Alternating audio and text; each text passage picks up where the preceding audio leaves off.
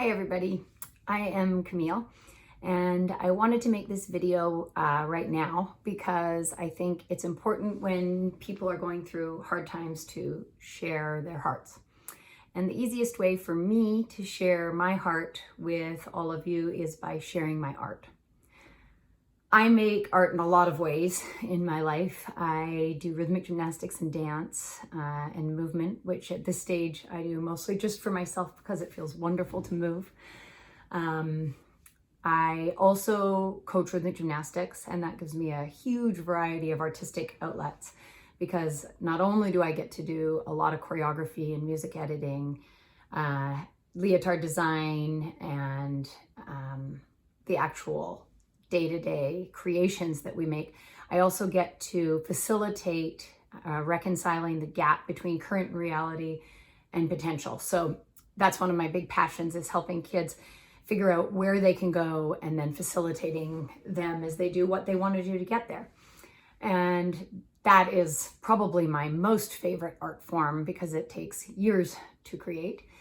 And the other one that is very dear to my heart is creating original productions. And every year for the last 20 years, we have done an original production. So we sometimes take a well-known story and then rewrite it and create what we hope are relevant connection points for what kids are going through now.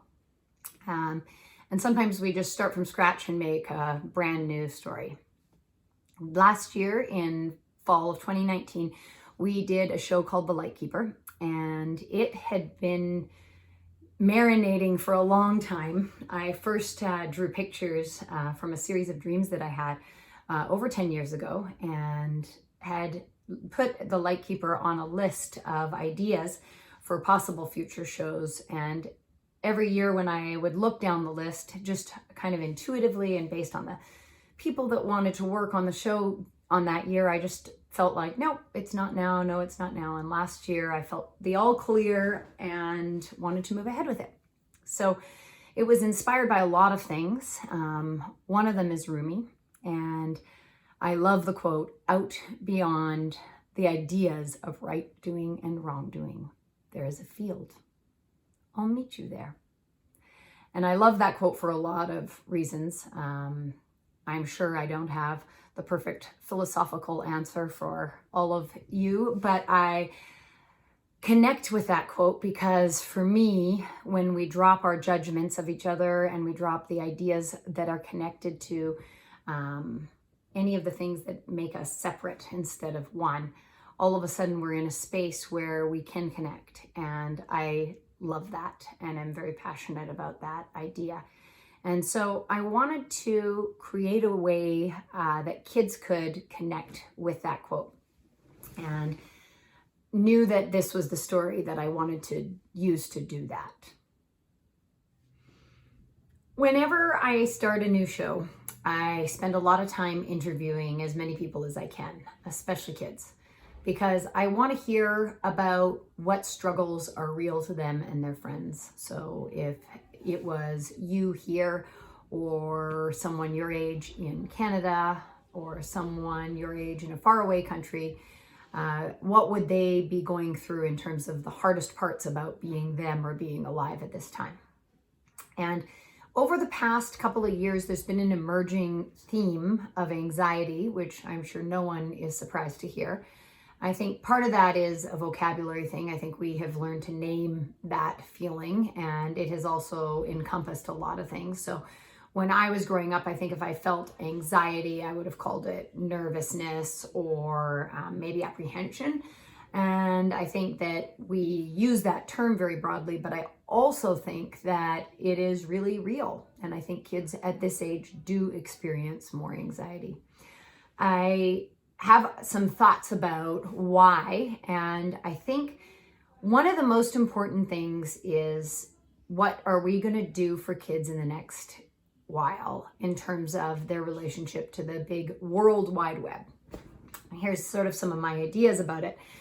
When I think about my relationship or my generation's relationship to the internet, I think that I imagine this giant lampshade, sort of like a giant lampshade up above my head. And when I was in my late teens and 20s, all of a sudden it started descending from the sky, and it was this massive thing of information and possibility. I remember when I first heard about surfing the web, and I remembered thinking that literally it was like a virtual reality thing where you got to surf, and on the waves you would see different things and then just kind of grab them and pick them out. Like, oh, I'm interested in cumulus clouds. And as I would be doing this sort of virtual reality thing, I would be able to grab this piece of information and not have to go and look it up in an encyclopedia. And that would be such a cool experience.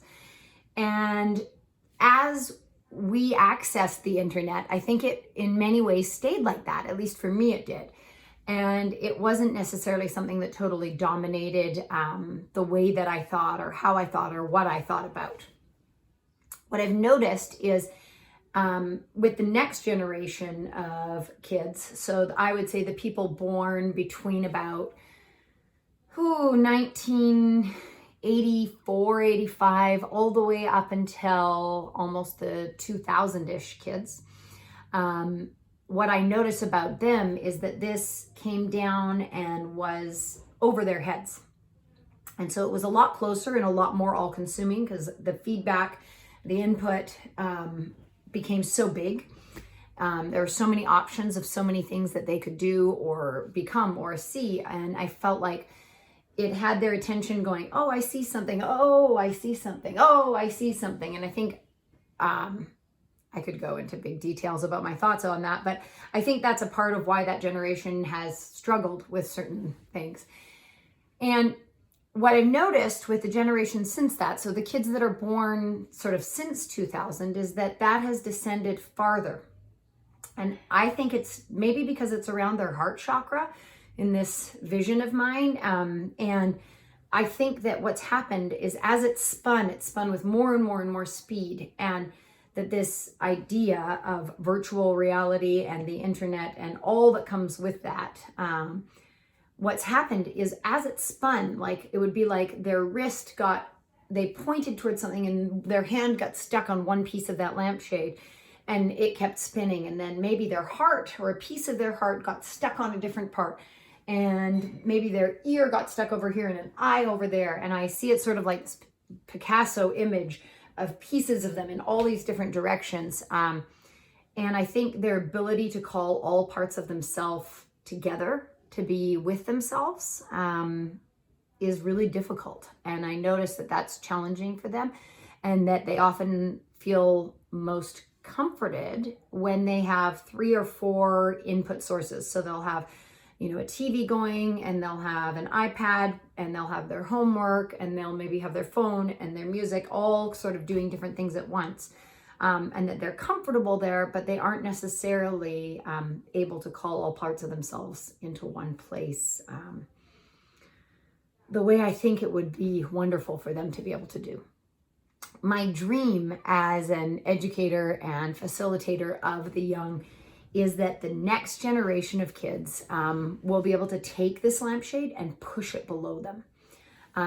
I've noticed with the youngest kids that I'm working with, so I would say the kids that are sort of ages 3 to 8, we've got a new group of kids who really don't feel interested in authority at all. I love that about them. They are definitely spirited and interesting, and I feel like they're going to be really important pieces of the turning point for the world. And I think that they are really extreme individuals. And I think that it's going to be a critical time for our planet in terms of the environment, in terms of a lot of things.